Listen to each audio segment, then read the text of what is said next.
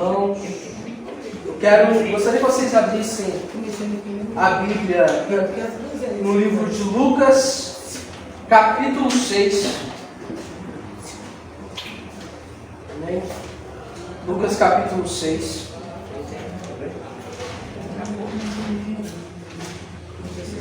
Eu vou ler na versão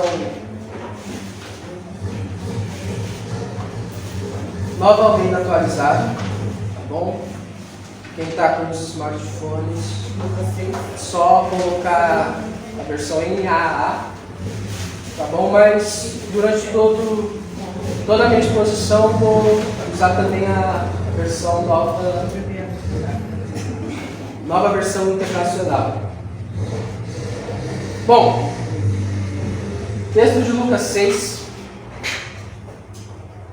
versículo 46 a 49. Diz assim: Por que vocês me chamam Senhor, Senhor e não fazem o que eu mando? Eu vou mostrar a vocês a quem é semelhante todo aquele que vem a mim, ouve minhas palavras e as obedece. Esse é semelhante a um homem que, ao construir a casa, cavou, abriu uma profunda vala e lançou o alicerce sobre a rocha. Quando veio as enchentes, as águas bateram contra aquela casa, mas não puderam abalar, por ter sido bem construída.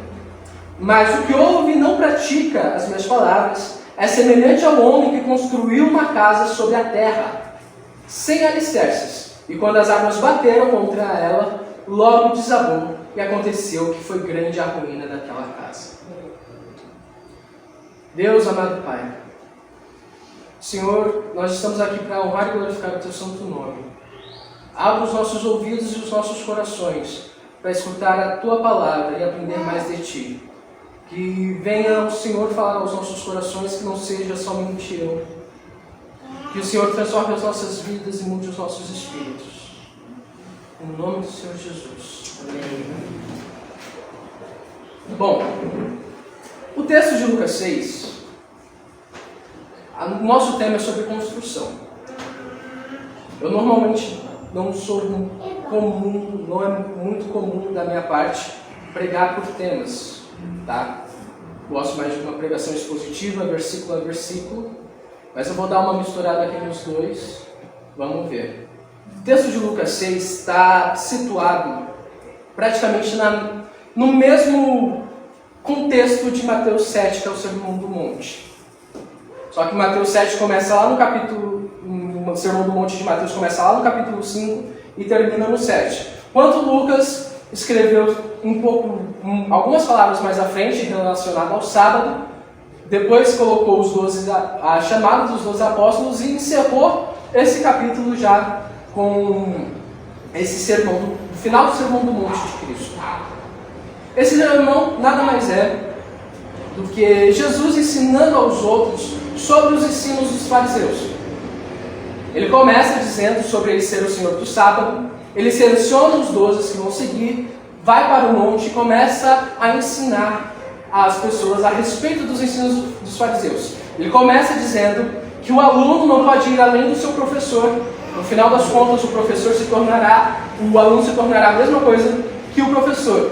E quer dizer que não adianta a multidão continuar sendo ali ensinada pelos fariseus. No final da tarde, no final da noite, se tornariam só mais um fariseu.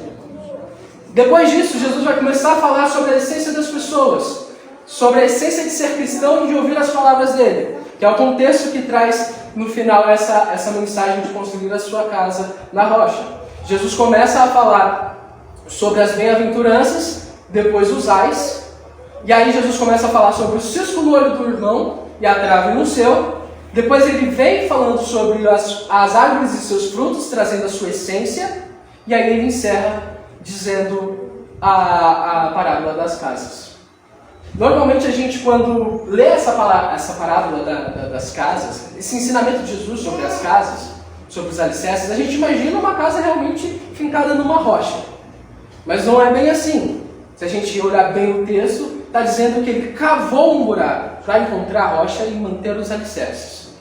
Diferente do que muita gente acha, não é uma casa firme na rocha. É uma casa que tem ali um trabalho de cavar e procurar alicerces para então se firmar na rocha. Eu quero trazer aqui para vocês 5 pontos relacionados a esse texto. Que o primeiro ponto é a obediência, obedecer os mandamentos de Deus e conhecer as Escrituras, para assim obedecer a Ele grandemente. O segundo ponto é sobre idolatria. E aqui a gente vai evocar o texto do cego, do cisco no olho do irmão e a trave no seu próprio. O terceiro ponto é viver de aparência. O quarto ponto é sobre as tribulações e a vinda de Cristo. Como a gente lidar sendo firmado na rocha. E a quinta e última é a alegria de estar em Cristo e ter cuidado com os ensinos dos falsos profetas. Então, de prática, a gente vai entender aqui que é para construir a vida em Deus, se tornando uma nova criatura, mudando a sua essência e abandonando as práticas que antes você cometia e agora obedecendo a palavra de Deus, porque você mudou a sua essência e agora uma nova criatura está construída no alicerce. Tá bom? Bom, primeiro, o versículo 46 diz: Por que vocês me chamam Senhor, Senhor, e não fazem o que eu digo, ou não fazem o que eu mando? Você sabe o que deve obedecer? Aqui Jesus Cristo é claro. Vocês estão me adorando, me chamando de Senhor, Senhor, mas vocês não estão fazendo o que eu mando. Vocês não obedecem aquilo que eu digo. Mas vocês sabem o que devem obedecer? Vocês conhecem os ensinamentos de Deus, as suas leis? É isso aqui, ó. Aqui está todo o conhecimento de Deus. Aqui está todas as profecias que vocês precisam. Aqui está todos os ensinamentos deles. Aqui está todos os ensinamentos de Jesus. Aqui está as cartas dos apóstolos, ensinando como a igreja deve se comportar. Quanto que será que custa uma Bíblia hoje em dia? Essa aqui foi até um pouquinho cara. Mas você olha os seus smartphones e vocês baixam um aplicativo de graça. Não é mesmo? Por que a necessidade de conhecer a Deus? É muito mais fácil estar aqui no culto e pegar a Bíblia no smartphone, só que em vez de olhar a Bíblia, a gente está olhando mensagem do WhatsApp. A gente está tirando foco completamente do que é um culto. Porque não tem o conhecimento. Não tem o conhecimento de culto, não tem o conhecimento de Deus, não tem o conhecimento das Escrituras. Quanto tempo a gente passa no WhatsApp durante o dia? Confessa aqui, 8 horas. Mais ou menos. 8, 9 horas. Mexendo com trabalho, respondendo coisas. No Facebook. No Instagram. Na Netflix. Assistindo jornal, TV. Quanto tempo a gente não gasta com essas coisas pífias? Mas a gente não gasta tempo para conhecer a Deus. Quantas vezes você já leu a Bíblia? Toda ela, de Gênesis a Apocalipse.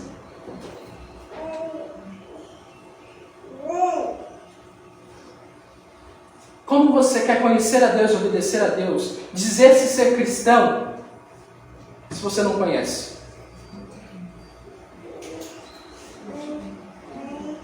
E aqui eu quero focar o tema da idolatria. Jesus fala, essa questão de por que vocês me chamam Senhor, Senhor, é uma questão de invocar a Deus em adoração. Vocês chegam a Deus e falam, Senhor, eu estou te adorando, eu estou te glorificando, domingo eu vou para a igreja, eu canto os louvores, eu faço isso, eu faço aquilo. Mas na verdade, a pergunta é, o que você adora quando diz que você adora a Deus no domingo?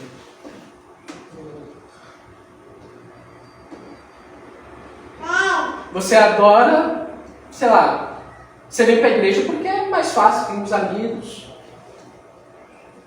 Dá para jogar a conversa fora. Você vem para a igreja porque, sei lá, todo mundo me pergunta se eu sou crente ou não. Então vou para a igreja porque eu sou crente? Não, sou crente, estou na igreja. E aqui eu quero evocar os versículos antes sobre o cisco no olho do outro e na trave do seu próprio. É muito comum a gente viver algo de aparência. Eu vivi minha vida na fé por muito tempo de aparência. Eu estava na igreja, me desviei, tornei ateu por um tempo, voltei com 15 anos, fazendo uns 10 anos aí que estou firmado em Deus, mas desses 10 anos, 2 anos eu vivi de pura aparência. Eu chegava, porque não conhecia a palavra de Deus, não buscava estudar, eu chegava para o pastor, o que pode fazer? Não, tem que usar a terno, tá bom, então vou usar a terno. Não, tem que fazer a barba, tá bom, vou fazer a barba. Não, tem que parar de usar bermuda, beleza, vou parar de usar bermuda. Pastor, e é isso e aquilo? E viver só de aparência, vou fazer isso, vou fazer aquilo, quando o pastor está mandando. E aí chegava o outro irmão, que estava lá de bermuda, apontava o dedo e falava, você está de bermuda, não pode. Para subir num púlpito aqui, você tem que estar de terno e gravata, você não pode. Mas eu também fazia isso quando eu estava fora da vista do pastor. Quando o pastor não estava olhando em casa, eu estava de bermuda. Quando eu ia para a praia, ficava só de bermuda e sem camisa. Coisa que não podia. Eu olhava para o outro e em mim mesmo via eu completamente errado. Mas eu idolatrava tanto a mim mesmo, era uma idolatria tão forte. Era uma idolatria tão forte que o outro não fazia importância para mim. Versículo 47 diz: eu mostrarei com quem se compara aquele que vem a mim, ouve as minhas palavras e as pratica. Então Jesus está falando, eu vou te comparar com quem você é. Quem você se parece. Se você obedece as minhas palavras e pratica toda ela. Se você conhece as Escrituras e pratica toda ela. Eu vou te comparar com quem você... Vou te falar com quem você se parece. Você se parece com um homem que ao construir uma casa, cavou fundo e colocou alicerce na rocha. Quando veio a inundação, a corrente deu contra aquela casa, mas não conseguiu abalar, porque estava bem construída. Mas aquele que ouve minhas palavras e não as obedece, é como um homem que construiu uma casa sobre o chão, sobre a areia, sobre o barro, sem alicerces. No momento em que a corrente deu contra aquela casa, caiu e a destruição foi completa. Lembrando que todo o contexto aqui, Jesus está falando de essências. Para obedecer a Cristo, para obedecer a sua palavra, não é somente ler. Não é somente ler. A essência tem que ser diferente. A forma como olha para o texto bíblico tem que ser diferente. A essência tem que ser uma essência de uma nova criatura. A essência de alguém que é convertido de verdade. Não alguém que vive de aparência. Jesus é muito interessante porque ele sabe muito bem do que ele está falando aqui. Jesus, ele era um construtor. A gente traduz por carpinteiro porque o construtor daquela época, o pedreiro, também fazia os móveis da casa. Em algumas traduções trouxeram carpinteiro, mas a tradução mais original traz como construtor. Ele vivia na cidade de Nazaré. Na cidade de Nazaré é uma cidade de construtores e agricultores. Então era gente que construía a casa e gente que fazia plantio. Jesus sabe muito bem do que ele está falando. Ele sabe muito bem a figura de linguagem que ele está usando aqui para dizer sobre quem está firmado e quem não está. Fiz 2 anos e meio de engenharia e na aula de topografia a gente estuda os terrenos para poder descobrir ali e estudar aquela terra para ver se é boa para construir alguma coisa. Quando se trata de um prédio, a gente pega os equipamentos, aquele tripézinho, um negocinho amarelo, analisa o terreno e procura rocha naquele terreno. Normalmente, quando você vê um prédio aqui em São Paulo, você olha por cima e fala, tá tudo igual, tudo em cima do chão. Mas normalmente ele está alicerçado, as estruturas deles estão a 4, 5, 6, 7, até mesmo a 8 andares no chão, porque eles precisam encontrar uma rocha abaixo do solo para colocar as estacas, colocar os alicerces para começar a construir a questão do prédio. E aqui Jesus evoca isso. Jesus fala: você quer parar de ver a aparência? Quer fazer tudo que eu mando mesmo? Obedecer aquilo que eu falo, aquilo que eu digo na minha palavra? Você tem que se esforçar para cavar e encontrar a rocha. Para construir uma vida em Cristo tem que ter esforço. Esforço para ficar alicerçado na rocha. Esforço para conhecer cada minúcia dessa palavra. Esforço para conhecer cada versículo. Eu só parei de viver de aparência quando eu comecei a estudar. Quando eu comecei a olhar o texto bíblico e falar: é diferente do que eu estou vivendo. E aqui eu não quero dizer que todo mundo tem que fazer teologia ou qualquer coisa assim. Não. Porque a palavra de Deus ela é viva, o Espírito Santo, ele revela assim até para as pessoas mais simples. Eu só vou defender teologia mesmo assim na parte de ministrar. Uma pessoa que está ministrando, ensinando, tem que ter conhecimentos de teologia. Mas uma questão comum de fé não é necessário, mas é necessário conhecer a Deus. É necessário entrar, enfiar-se nesta palavra dia após dia. Porque como você vai conhecer a Deus se você não sabe o que ele está falando? E tudo que ele fala não é através do pastor que está aqui, não é através de mim, não é através da pastora Nalva, não é através do pastor Cláudio. Tudo que ele fala está aqui. A gente só reproduz o que ele diz aqui. Tudo está na Bíblia. Tudo está aqui. Todas as profecias que você precisa ouvir, está aqui dentro. Toda a revelação que você precisa ouvir de Deus, está aqui. Não há nada extra-bíblico. Sabe o que é extra-bíblico? Doutrina de igreja católica. Que aí ela vai falar que quem é infalível é o Papa e não as Escrituras. A Reforma Protestante evocou o lema sola Scriptura, somente Escritura. Somente a Escritura contém a palavra de Deus. Somente a Escritura contém conhecimento de Deus. Tudo que Deus quis revelar ao mundo já está nas Escrituras. E é necessário conhecermos para começarmos a construir. A gente está falando de construção. A gente está falando de querer construir uma casa ali. A gente está querendo construir uma vida boa a partir de 2022. Querer que as coisas se arrumem. Mas a construção começa aqui. Te garanto que você consegue ler. Se tiver dúvida, tem pastor para ajudar. Complicado é que não tem dúvida. Uma igreja sem dúvidas a respeito da Bíblia significa que é uma igreja que não está baseada nas Escrituras. Uma igreja que aceita qualquer tipo de ensinamento.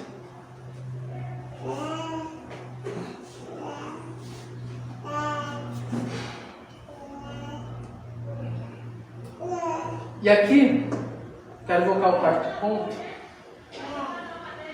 é que Jesus vai falar sobre as águas, que vieram contra as casas alicerçadas e não.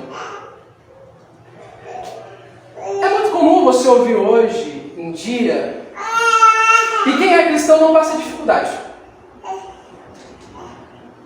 Que quem é cristão não pode viver em dificuldade.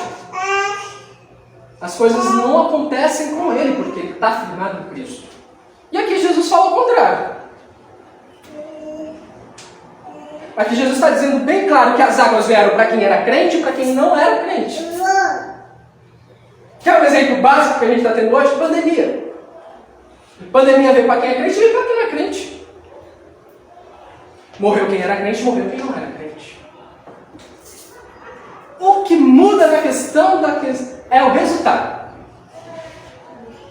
O resultado de quem é crente e de quem não é, durante as tribulações. Porque é muito comum você ouvir isso. De verdade. É muito comum você falar: não, você foi roubado porque você não levantou a mão quando o pastor mandou. E aí você está desobediência e você foi roubado no meio da rua. Não. Você perdeu um emprego porque você está em desobediência. Não.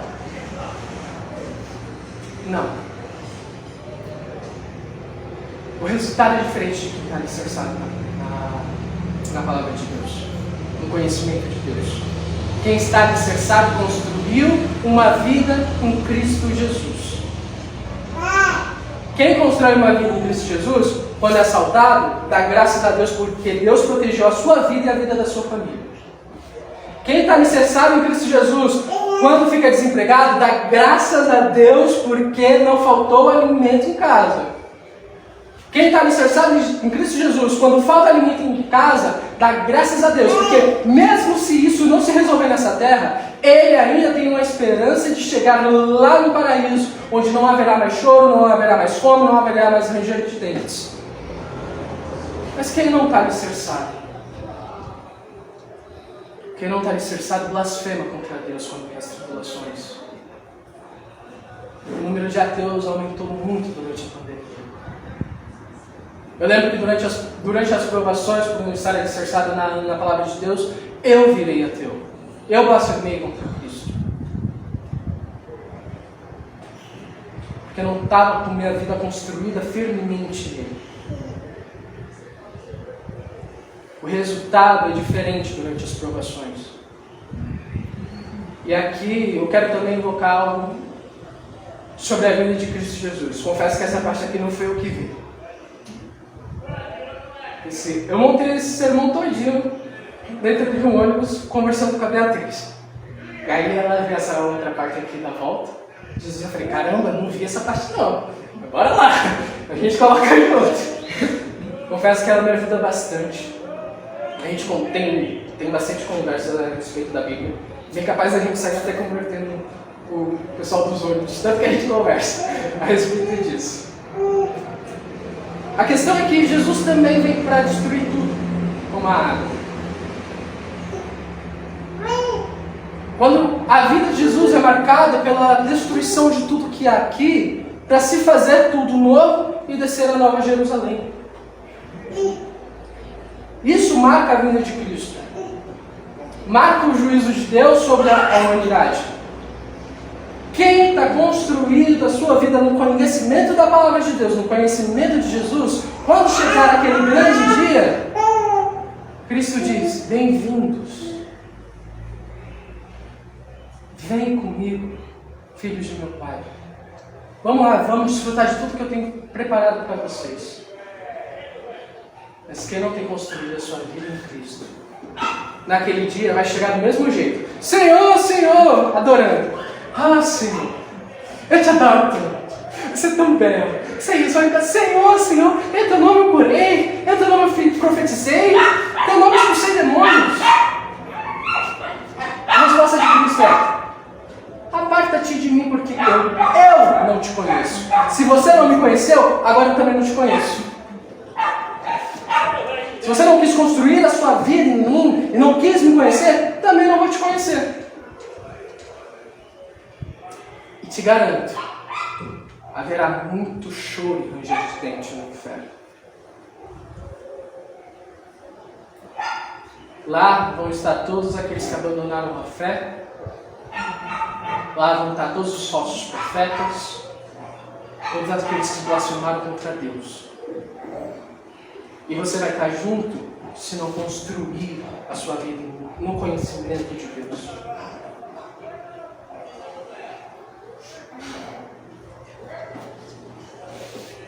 Você consegue ser alegre obedecendo a Deus?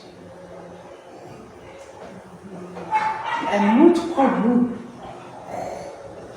você ouvir. No mundo é mais fácil. O mundo é muito mais fácil, é muito mais prazeroso. Isso é uma mentira. O mundo não é fácil. Obedecer a Deus é difícil.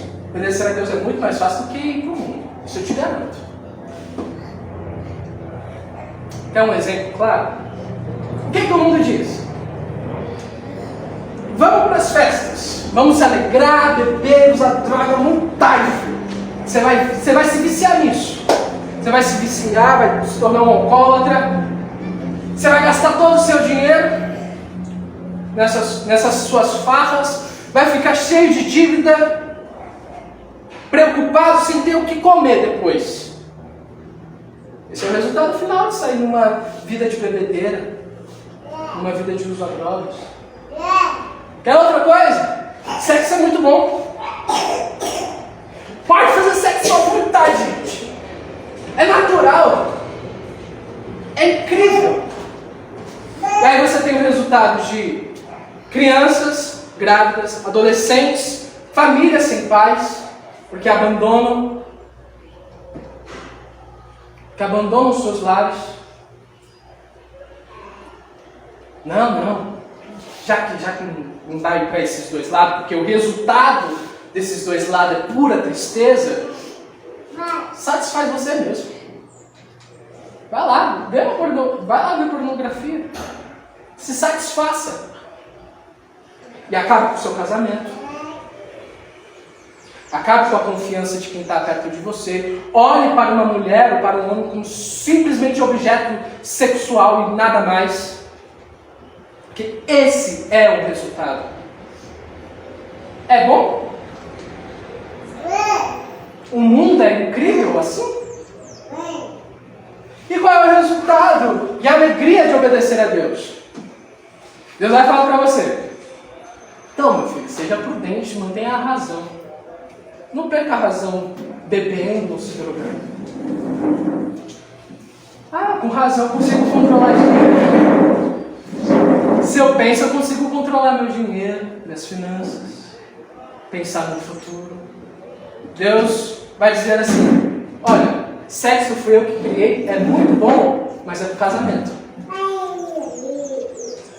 Sabe por quê? Porque antes do casamento você vai conhecer a pessoa, vai ver se ela realmente crê em mim. Porque não adianta só ser uma pessoa boa, tem que crer em Deus. A palavra de Deus é clara que o jugo desigual é complicado. Tem que crer em Deus. Você vai estudar para ver se ela crê realmente antes de se casar. E aí, no final das contas, você tem um casamento estruturado. Um pai que não abandona os filhos. Deus fala: olha, não deseje a mulher aqui. No momento que você desejar aqui, você já cometeu adultério. Aí você fala: pô, pornografia não. Aí você fala: não, isso aí é coisa errada, não quero pra mim. E aí você tem um casamento bem estruturado, filhos que confiam em você, gente que vai até você e falar: me ajuda com esse problema. O resultado de obedecer a Deus é felicidade. O resultado de obedecer ao mundo é completamente ao contrário. É destruição e uma vida completamente arruinada. A própria ideia aqui do texto traz uma casa em ruína. No final das contas, é isso que vai acontecer. Por isso, alegre-se em obedecer a Deus, construir a vida em Deus. E por último, eu quero falar aqui sobre os falsos profetas. É o contexto praticamente do capítulo 6 inteiro. Jesus falando contra os fariseus. Se eu estou falando para vocês que construir a vida em conhecimento de Deus é necessário, você sabe por que é necessário? Se eu chego para vocês aqui e falo: bom, eu trouxe um paninho, vamos colocar aqui um negócio da coxinha. Isso aqui, o ginkgo óleo. Se você me dá 10 reais, eu oro por você, você pega nisso aqui, eu oro por você, e Deus te prospera. Como você vai me provar que eu estou errado, se eu estou falando em nome de Deus?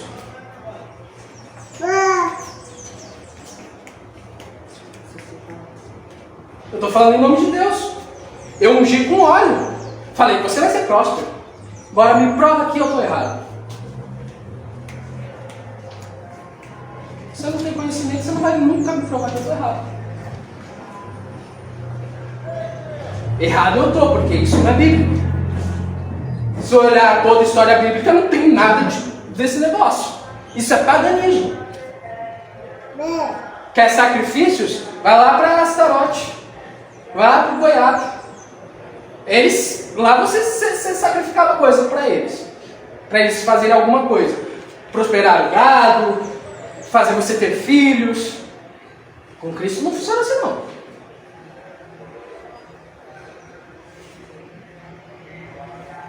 Se eu chegar aqui para vocês e falar, Deus me deu uma visão. E a visão que Deus me deu é que se vocês andarem assim, assim, assado, conforme eu estou pensando, vocês vão ser próximos. Vocês vão arrebatar a terra.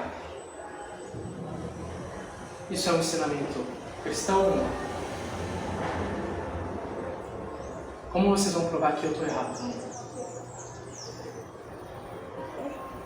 Eu estou errado. Porque não há nenhuma revelação maior do que a palavra. Nada é novo. A revelação acabou com os apóstolos. Os apóstolos estruturaram a igreja, agora vocês seguem o que a gente está falando.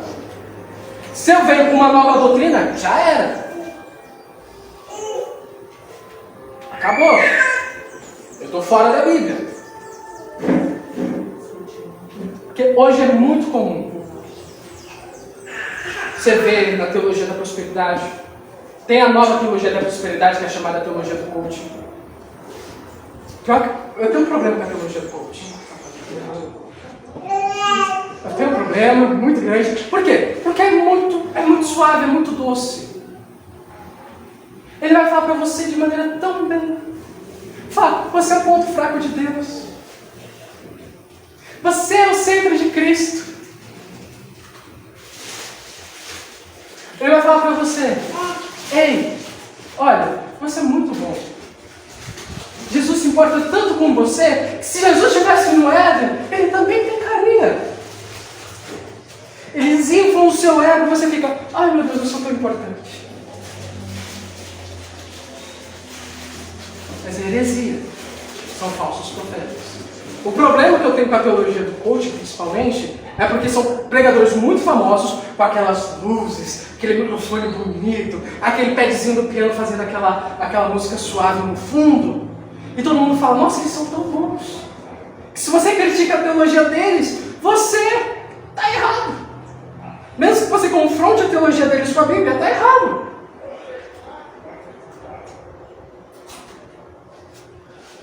O verdadeiro conhecimento de Deus, construir a vida de Deus, traz perseguição, não traz aplauso. John Wesley, ele estava pregando no seu cavalo pelos países. Aí uma hora, ele no seu cavalo parou e começou a orar a Deus, porque há 3 dias ninguém perseguia ele. Ele, Senhor, será que eu fiz alguma coisa errada? Eu me tornei carnal? Será que a minha mensagem se tornou tão mundana a ponto de ninguém mais me atacar pedra? Demorou. Assim que ele encerrou a pregação, um fazendeiro que odiava ele tacou uma pedra no Wesley. Passou raspando nele. Ele, obrigado, Senhor. Obrigado, porque agora eu sei que ainda continuo firme na pregação do Evangelho. Porque a pregação do conhecimento da palavra de Deus traz perseguição. Porque falar de pecado dos outros é complicado.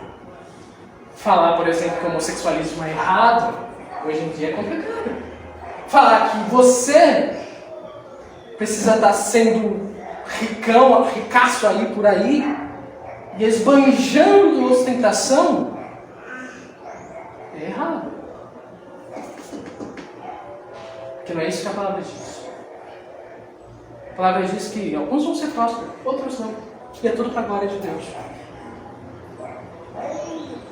A palavra diz que a tribulação vem para quem é crente, vem para quem não é crente. Tudo é para a glória de Deus. Deus não faz nada que não seja para a sua própria glória. Se Deus está fazendo alguma coisa para você se engrandecer, você está errado. Porque tudo que Deus faz na vida de um crente é para a própria glória. Seja na tribulação, seja na abundância. É tudo para a glória de Deus. É por isso que construir a sua vida tem que ser construída aqui. O conhecimento da palavra de Deus. Porque senão não vai adiantar muita coisa. Você vai ser enganado fácil pelos falsos profetas. Muita gente foi para o inferno por conta disso. Muita gente foi condenada por conta de falsos ensinamentos. E aqui é um alerta para quem prega, para quem ministra, para quem fala da palavra de Deus. Cuidado com o que você fala, porque aquilo que você fala pode estar fazendo as pessoas se perderem. É necessário ter conhecimento de Deus. Como você vai conhecer a Deus, construir uma vida no conhecimento de Deus e pregar em casa? Pregar no seu lar. Como você vai converter a seu marido se você não conhece? Como você vai converter os seus filhos se você não conhece? É muito bom vir para a igreja dia de domingo e só isso está certo. Mas é só aparência. O conhecimento genuíno de Deus, que é o que realmente firma a fé. E a salvação só vem pela fé.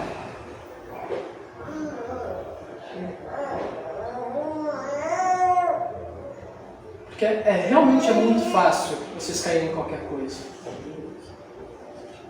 Eu não quero citar o local, mas se você entrar no site da igreja, ele está falando lá que o dízimo, se você não der o dízimo, que o dízimo serve para a salvação. Heresia. Dízimo não salva ninguém. A palavra de Deus diz lá em Efésios capítulo 2, versículo 9: pois estáis salvos pela graça mediante a fé. Isso não vem de vós, é dom de Deus. Esta é a salvação. Romanos capítulo 1: o justo viverá pela fé. Abacuque também: o justo viverá pela fé. Fé somente.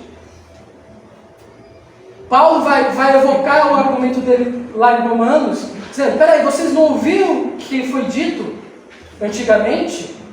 Abraão creu em Deus, isso foi lhe acreditado como justiça. O cara está falando que precisa de mais alguma coisa além disso para poder ser salvo. É heresia. Mas como você sabe que a salvação é só pela fé se você não leu? Como você sabe que a Bíblia é a única fonte da palavra de Deus se você não leu? Que a Bíblia mesmo fala disso. Toda palavra é inspirada por Deus e pronta para ensino. É isso que a Bíblia diz a respeito da própria palavra do conhecimento de Deus.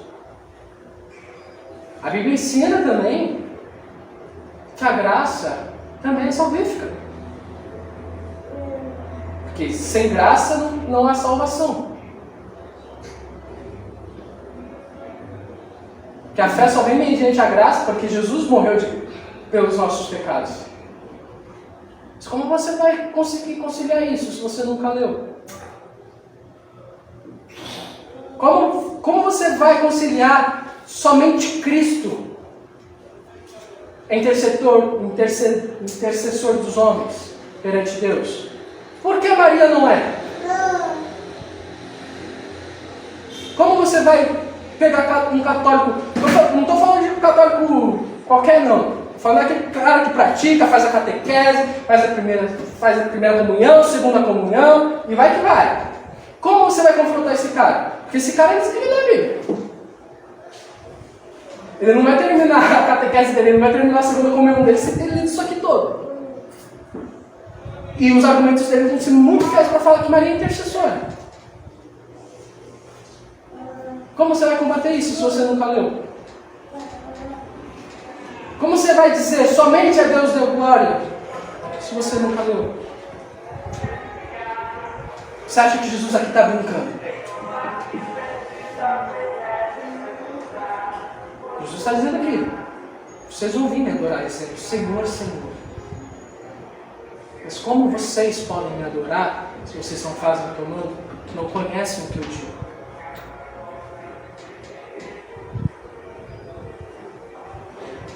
construção em Deus precisa de conhecimento. Bem, vou concluindo aqui só para repassar os pontos. O primeiro ponto é de obediência a Deus. Não adianta a gente viver só de forma aparente, sem obedecer aquilo que ele está falando. E não adianta querer obedecer sem conhecer aquilo que ele está falando. Essa é a verdadeira construção. O segundo ponto que a gente evocou aqui foi a idolatria. Idolatria de si mesmo, achar que está bom o suficiente, porque você é a última bolacha do pacote. Eu sinto informar que a última bolacha do pacote é toda quebrada. Ninguém quer mais. Ninguém quer mais. E você está todo e apontando os erros do outro irmão. Não adianta apontar o erro do outro irmão se você não sabe isso aqui. Isso aqui confronta o pecado do irmão, não você. Você usa isso aqui para confrontar o pecado, não o seu próprio erro. O terceiro ponto: parar de viver um cristianismo só de aparência. Parar de estar na igreja só porque quer ser chamado de cristão, quer ser chamado de crente, porque quer ser visto como uma boa pessoa. Não. Tem que viver Cristo de verdade. Viver o conhecimento de Deus. Porque a gente perece por falta de conhecimento. Sem conhecer a Deus, não tem como viver uma vida cristã de verdade. Não adianta pular, rodopiar, falar em língua estranha, se a sua mente não conheceu. Paulo vai evocar um culto racional, pensado a Deus, não de qualquer jeito. O quarto ponto é que é preciso entender que coisas ruins acontecem com quem é crente e com quem não é. Que no final de tudo, o que vai fechar toda a questão é o resultado. Se você está construído em Cristo, o resultado é que sua casa é inabalável. Pode vir as águas que forem, pode vir a tribulação que for, você permanece fiel até o fim. É por isso que quem fala contra perseverar na fé, eu fico meio que um passo atrás. Na minha cabeça, persevera até o fim, sim. Persevera até o fim, que é crente de verdade. Quem não persevera até o fim, não está construído em Deus. O fim de todas as coisas, a volta de Cristo, também é para aqueles que têm a sua vida construída e alicerçada no conhecimento de Deus. Sem construção e sem alicerces no conhecimento de Deus, o fim é o inferno. E o quinto e último ponto que eu quis aqui mostrar para vocês é que deve ser, sim, alegre no conhecimento de Deus. As pessoas devem se alegrar na obediência a Deus. Porque a gente viu que o contrário só traz destruição e tristeza. Então as pessoas devem, sim, se alegrarem no conhecimento de Deus e ter cuidado com os falsos ensinos que tem por aí. Te garanto, pensou dessa maneira, construiu a sua vida aqui, as coisas vão mudar. Não estou falando de financeiramente não, mas a sua casa muda, o seu lar muda, seus filhos notam a diferença.